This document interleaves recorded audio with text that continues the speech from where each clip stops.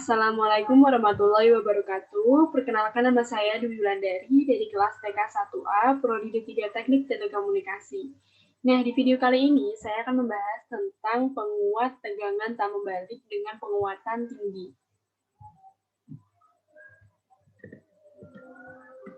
Nah, ini dia.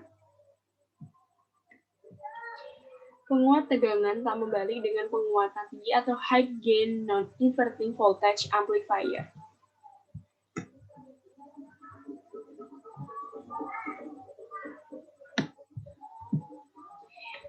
Penguat tegangan tak membalik dengan penguatan tinggi atau penguat tak membalik atau non-inverting amplifier merupakan penguat sinyal dengan karakteristik dasar sinyal output yang dikuatkan memiliki fasa yang sama dengan sinyal input. Penguat tak membalik dapat dibangun menggunakan penguat operasional karena penguat operasional memang didesain untuk penguat sinyal baik membalik ataupun tak membalik. Nah, rangkaian tak membalik ini dapat digunakan untuk memperkuat isyarat AC maupun DC dengan keluaran yang tetap sefase dengan sinyal inputnya. Impedansi masukan dari rangkaian ini sangat tinggi dengan nilai impedansi sekitar 100 mega ohm. Ini adalah bentuk dari rangkaiannya. Nah, ini bentuk rangkaian saat sudah saya buat dalam aplikasi Proteus. Kemudian langkah-langkah. Sebelum melakukan percobaan, isi tabel 1 dengan menghitung R3, menghitung perolehan gain dalam dB. Nah, untuk R3 ini, itu diperoleh dari perhitungan ini, yaitu R1 sama dengan R2 paralel dengan R3.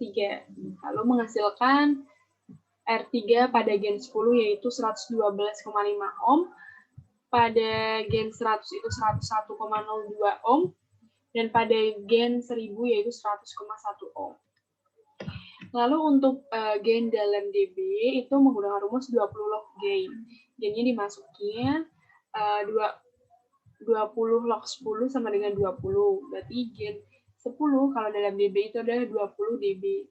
Lalu gain 100 dalam dB itu adalah 40 dB.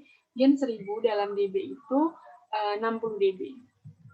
Lalu untuk langkah yang berikutnya yaitu berikan sinyal kecil ke input kira-kira 100 ampere, catatlah gain dari penguat.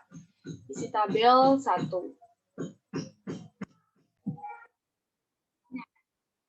Dalam tahap ini yaitu kita menghitung R input dan juga R output. Untuk R input itu rumusnya R3 dalam sama dengan R3 dalam mega ohm. Sedangkan R output itu adalah sama dengan R3 plus R2.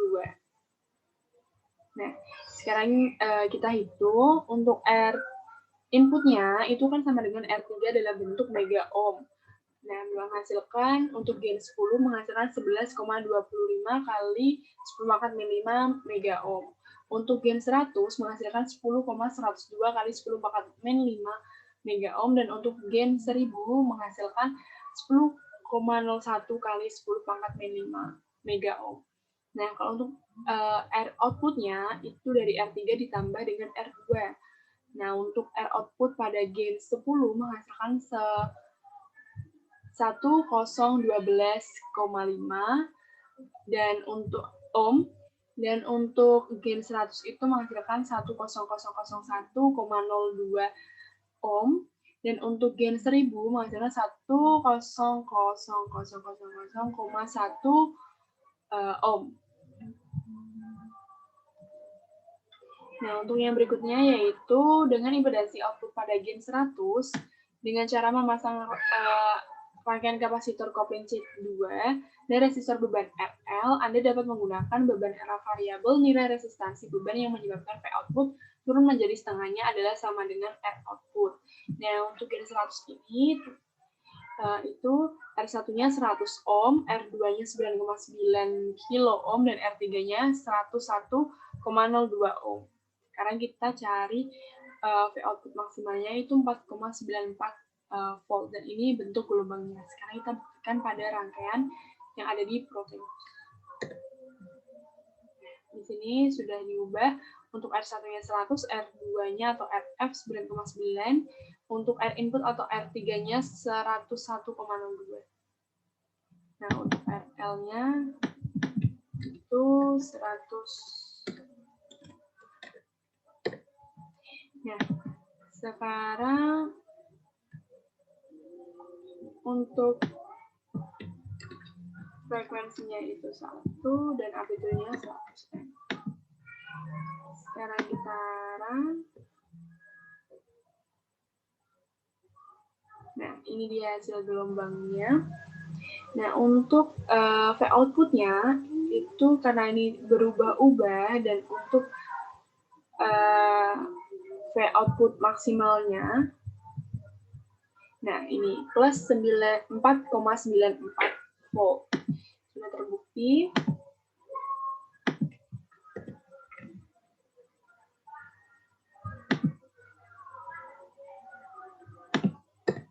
Dan sudah terbukti V output-nya itu maksimal adalah 4,94 volt dan bentuk gelombangnya seperti ini.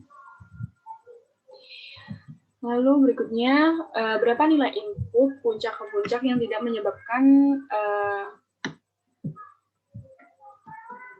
menyebabkan keluaran itu terpotong. Nah, pada langkah ini kita menggunakan gain 1000. Kenapa? Karena pada gain 1000 itu gelombangnya itu terpotong. Nah, jadi kita bisa melakukan pembuktian atau mencari nilai input yang tidak menyebabkan keluaran terpotong itu melalui gain 1000. Kita coba. Untuk R1-nya 100 ohm, R2-nya 99,9 kilo ohm, dan R3-nya 100,1 ohm. Kita buktikan.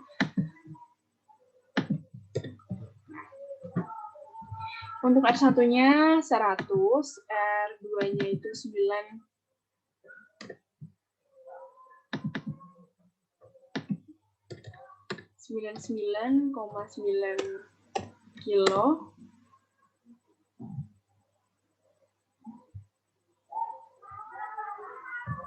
Dan untuk R3-nya itu 100,1.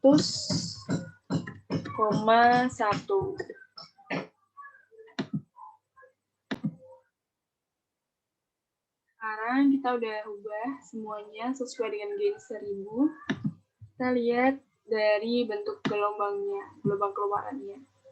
Nah, di sini terbukti bahwa gelombang keluaran dari gain 1000 ini berbentuk kotak atau terpotong. Sekarang kita ubah untuk supaya bentuk gelombangnya itu sempurna atau berbentuk gelombang sinus.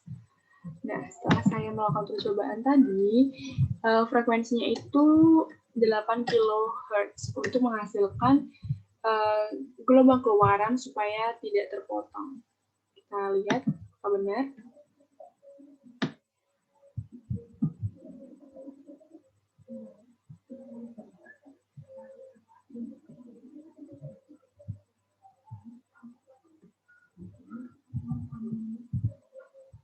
Nah, ternyata benar bahwa supaya gelombangnya itu tidak terpotong, frekuensinya diubah menjadi 8 kHz dengan amplitude 100 mV. Nah, di sini ya, jadi nilai input puncak ke puncak yang tidak menyebabkan keluaran terpotong adalah frekuensi sama dengan 8 kHz dan amplitudenya 100 mV.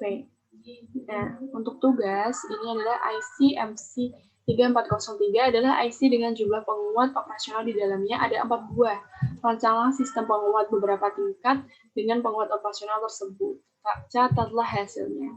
Dan ini adalah rancangannya.